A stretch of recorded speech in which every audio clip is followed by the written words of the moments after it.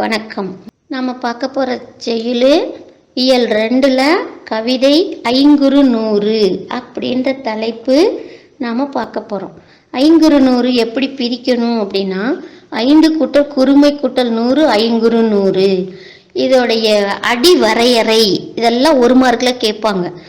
3 அடி சிற்றலையும் 6 அடி பேரலையும் கொண்ட அகவற்பாக்களால் ஆன நூல். அகவற்பானாலே தெரியும் இல்லையா? ஈற்று அயலடி முச்சீராகவும் ஏனைய அடிகள் 4 சீராகவும் எழுதப்படுறது தான் அகவல்பா அப்படின்றது.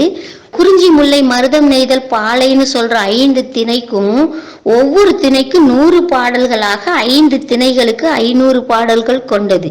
இந்த 5 திணையையும் பாடிய புலவர்கள் அப்படின்னா குறிஞ்சி திணை பாடினது கபிலர், முல்லை திணை பாடினது பேயனார், மருத திணை பாடியவர் ஓரம்பொகியார், நெய்தல் திணை பாடியவர் அம்முவனார், பாலை திணைக்கு ஓதலாந்தியார். மைண்ட்ல வச்சுக்கணும், 1 மார்க்ல அடிக்கடி கேட்பாங்க. ஐங்குறு நூறுடைய கடவுள் வாழ்த்து பாடல் பாடியவர் யார் அப்படின்னா பாரதம் பாடிய பெருந்தேவனார். இந்நூலை தொகுத்தவர் அப்படின்னா புலத்துறை முற்றிய கூடலூர் கிழார். தொகுப்பித்தவர் யார் அப்படின்னா யானைக்கட்சி மாந்தரன் சேரல் இரும்பொறை. சங்ககால புலவர்கள்ல ஒருத்தர் பேயனார். இவர் இயற்றியதா மொத்தம் 105 பாடல்கள் நம்மளுக்கு கிடைச்சிருக்குது. அதுல ஒரு பாட்டு இப்ப நம்ம பார்க்கிறோம். முல்லைத்திணை அப்படின்னாலே காடும் காடு சார்ந்த இடமும் சரியா. கார்காலம் பெரும்பொழுதுல கார்காலம், சிறு பொழுதுல மாலை. நுழைறதுக்கு முன்னாடி இல்லறத்தில் அன்பும் மரணும் சிறக்க வேண்டி தலைவன் பொன்னும் பொருளும் ஈட்ட வெளியூர் செல்வது பற்றி பல சங்க பாடல்கள் பேசுகின்றன. மக்கள் வாழ்வோடு இயைந்த மலர்கள் தலைவனின் வரவை தலைவிக்கு அறிவிக்கும் பாடல் இது.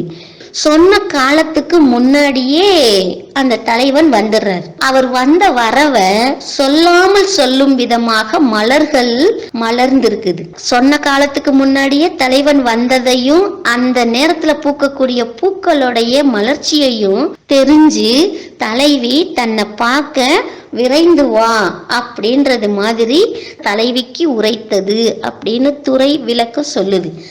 இப்ப நம்ம பாட்டுக்குள்ள போறோம். ஆடுகம் விரைந்தே பாடலுடைய தலைப்பு. ஆடுகம் விரைந்தே, விரைந்து வா சீக்கிரமா. யார கூப்பிடுறான்? தலைவன் தலைவியை அழைக்கின்றான். காயா கொன்றை நெய்தல் முல்லை போதவில் தளவமொடு பிடவளர்ந்து கவினி பூவணி கொண்டன்றாள் புறவே பேரமர் கண்ணி ஆடுகம் விரைந்தே. காயா கொன்றை நெய்தல் முல்லை. காயா கொன்றை அப்படின்னா முல்லை நில மரங்களாகிய காயா கொன்றை ஆகிய பூ மரங்களிலும், நெய்தல் முல்லை நெய்தல் முல்லை ஆகிய கொடிகளிலும், போதவிழ் தளவமொடு பிடவளர்ந்து அப்படின்னா இதழ் விரிக்கின்ற தளவம் பிடவு ஆகிய செடிகளிலும், அலர்ந்து அப்படின்னா பூக்கள் மலர்ந்துன்னு பொருள். கவினி பூ அணி கொண்டு அன்று. கவினி அப்படின்னா அழகுற விளங்குவதால் சரியா. பூ அணி கொண்டன்று பூவினை அணிந்தது போல் அழகினை கொண்டுள்ளது. ஆகவே புறவு அப்படின்னா நம் முல்லை நிலம் இக்கார்கால வருகையால் எங்கும் அப்படின்றது பொருள். பேரமர் கண்ணி ஆடுகம் விரைந்தே.